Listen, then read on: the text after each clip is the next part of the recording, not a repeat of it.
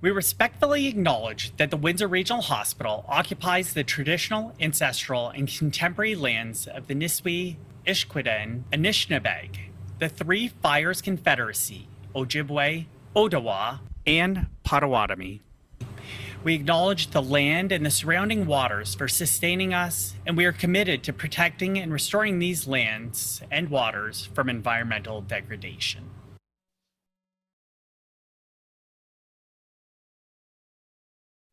Good evening, everyone, and welcome to the April the 7th, 2023 board meeting.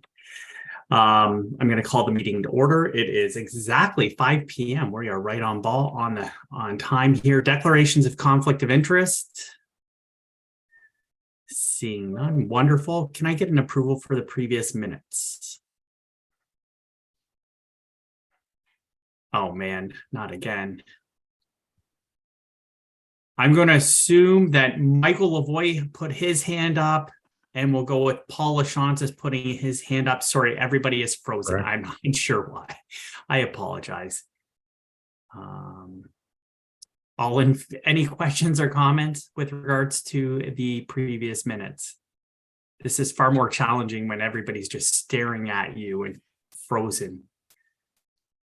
So no questions, all in favor? Wonderful, thank you. And opposed? I assume there's none, but I'll leave that to Dawn. All right, thanks everybody.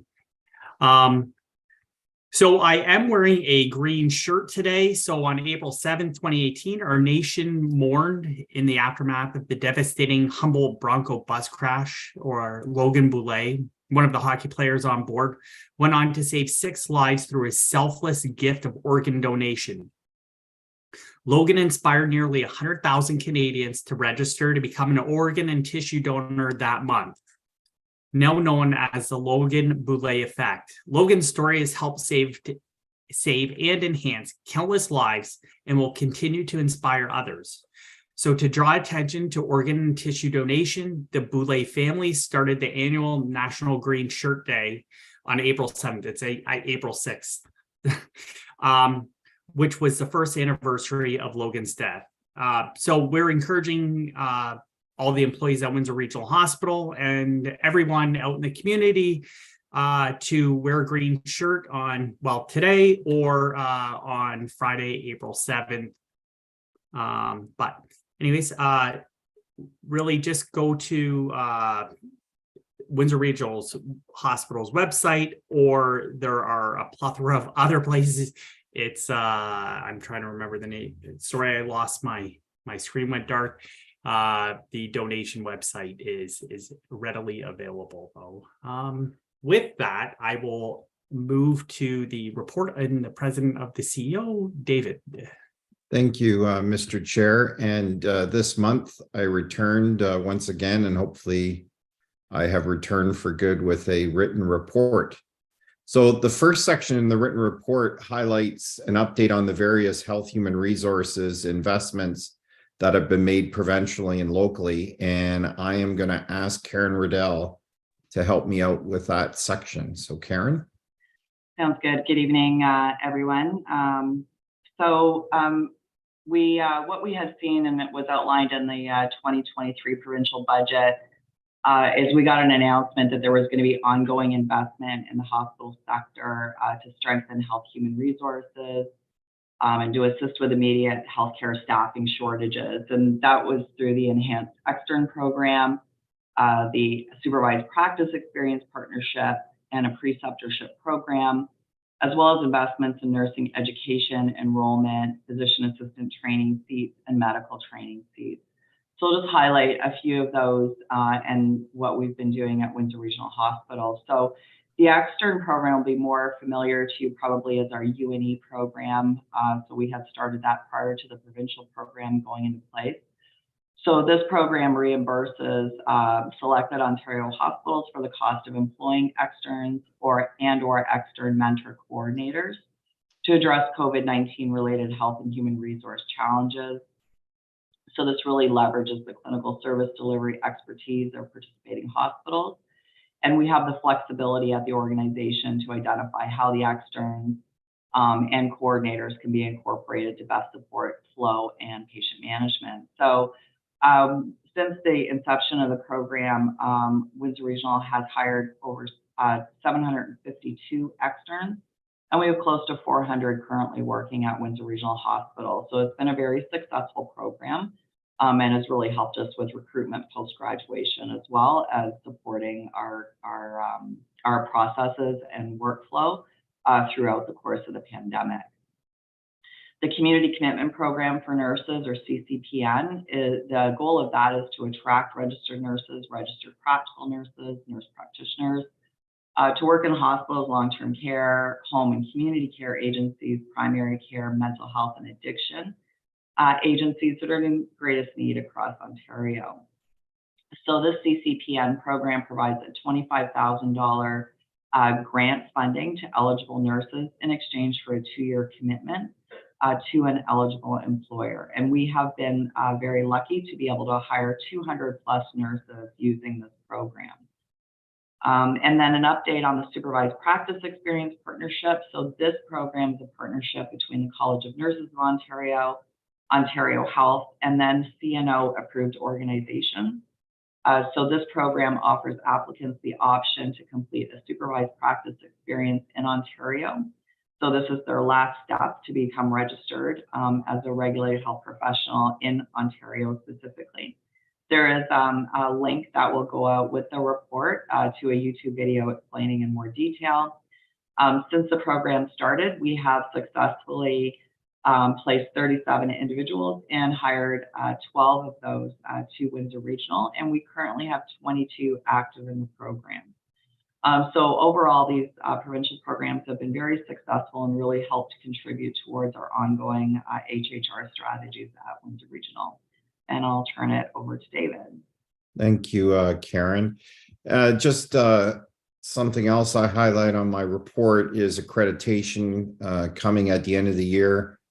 Interesting enough, for those who remember, we just completed our previous accreditation immediately before the start of COVID. So it is interesting how time flies, and we're back into the 4th year. And my report outlines all the work that's being done by the teams at Windsor Regional Hospital and the great work they've done to get us ready for that. I also highlight, of course, this past month, the provincial budget was announced. We are still waiting for what's called our transfer letter. And what that does is it breaks down for us, along with other hospitals, how that budget specifically applies to Windsor Regional Hospital, because there is some interpretation that needs to be done, and are the monies that are being earmarked for hospitals related to certain things we already have in place, but they're just going to carry over to this budget. So we are waiting for that. Usually that comes around June or July, and that's what we're being told this time is we'll see it.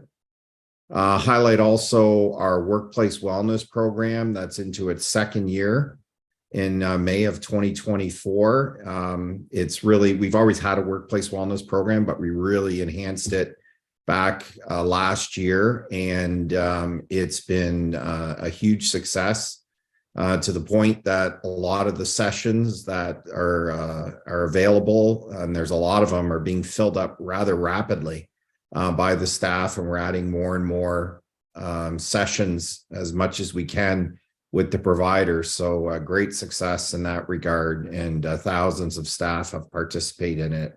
And it's again available to our all of our employees and professional staff, and also their immediate families. So it's been a great endeavor.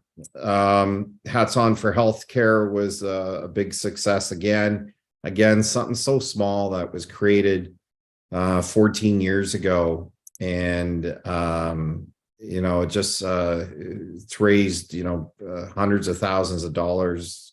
$500,000, and this year it's still continuing to raise money. It just completed. We'll have a count shortly with respect to the total of how much it raised, but a great success. The last thing I highlight in my report is our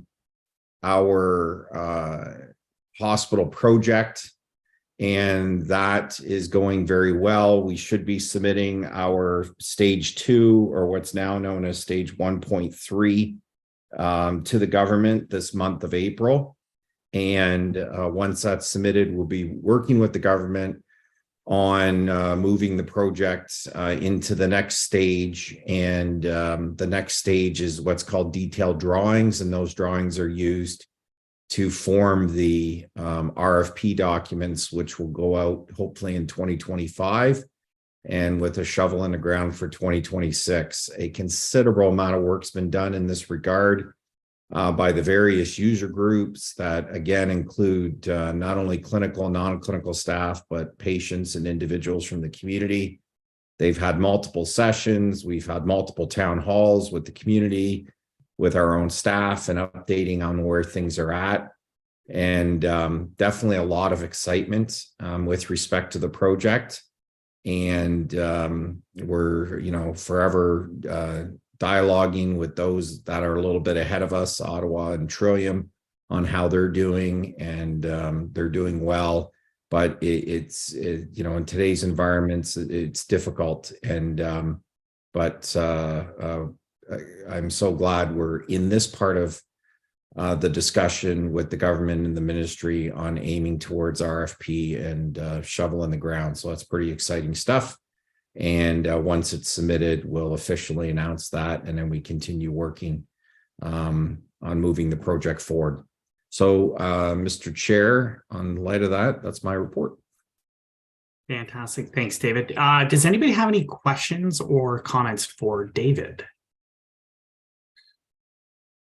I think everybody is moving, but if you do have your hand up, could you just use the little reactions button for me?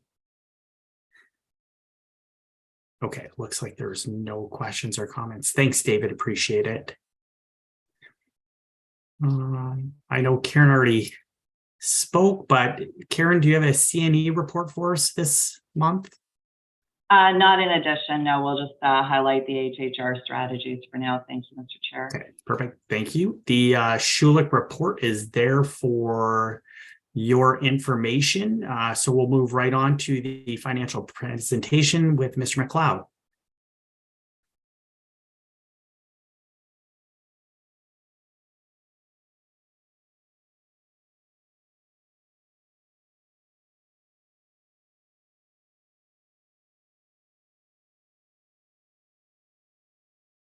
And Ian, you're on mute if you're speaking.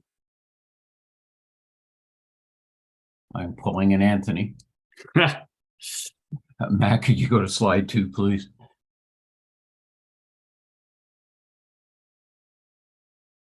Thank you, and good evening, everyone.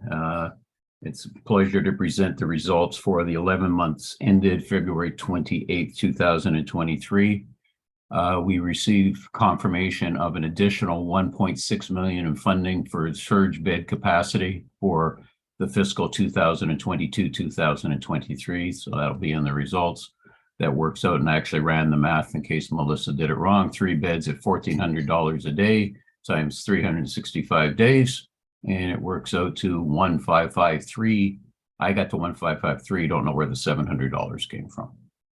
We also received an HHR as Health Human Resources Program. We received additional funding to continue in fiscal 2023 and 2024. Next slide, please. You can see that the surplus year to date is $3.1 million, which is $1.7 million worse than budget.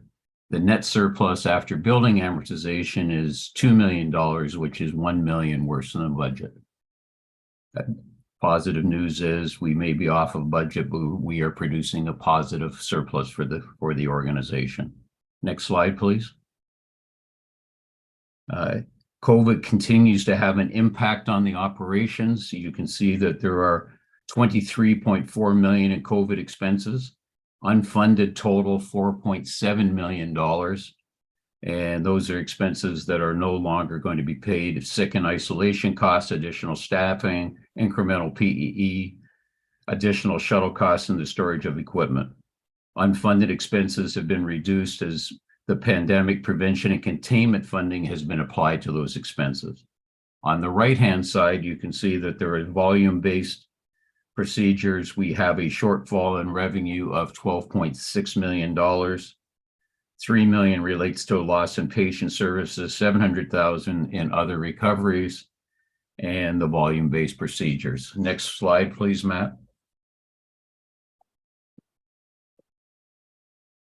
This slide shows the very significant expense variances, which are offset by revenue variances that we receive for the areas. So, for example, salaries and wages have an expense variance of a negative of $5.5 million, but we received THRIN funding of $3.2 million, which leaves a net variance of $2.3 million.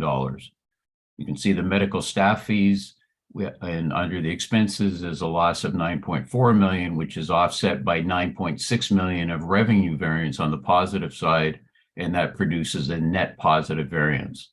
Medical surge supplies are very much the same. Drugs are a revenue variance more than offsets the increased expense cost, and other supplies and expenses have no offsetting revenue. Next slide, Matt, please.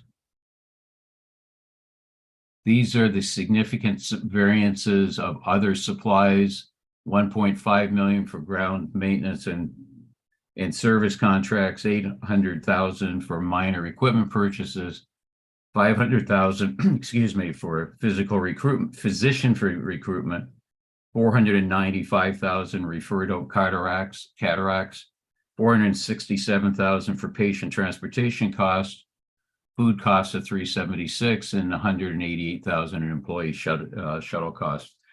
Mr. Chair, that completes the report for the period ended February 28th, 2023. I will make a motion to approve the report, and I will, Perfect. if Paul or Shantz, Mr. Chair, seconded the report. Thank you, Paul. And questions with regards to the report? Comments? Seeing none, all in favor? And Mr. Chair, if you're still frozen, I will make the a motion that the report from the March 27th Finance, Audit, and Resources Committee be accepted. And seconded by? Seconded by Mary Dawson. Perfect. Thank you. Questions or comments? Seeing none, all in favor? And everyone approved, Mr. Chair. Wonderful. Thanks, Ian. Appreciate that. Well, we are moving along very nicely here. We have correspondence there for your information. That is in tab F. We have, does any board questions or comments? Notices of motion, seeing none. The date of our next regularly scheduled meeting is Thursday, May the 4th. And we've moved this up to 4 p.m. So everybody online or at home following along. May 4th, the Zoom meeting will start at 4 p.m. And that is to, for a lot of us to go out and celebrate the one and only Miss Patty France receiving the Herb Gray Harmony Award from the Multicultural Council of Windsor. That is that night. And as well, the other individual being celebrated is Hotel du Grace Hospital CEO, Bill Biagio-Mara. So congratulations to him as well. I'm going to throw this out there. I assume that there are still tables and seats available. So anybody in the community that wants to join in this celebration, it is for a fantastic cause. Please go over to the website is actually www.themcc.com, or you can give them a call at the Multicultural Council of Windsor, Essex. So again, thank you, Patty, and congratulations for your award. We're looking forward to celebrating with you. With that, can I get a motion to adjourn? Dr. Freeman, and then seconded by Genevieve. All in favor? Perfect. Thanks, everybody. Everybody just unfroze now, so it's perfect timing.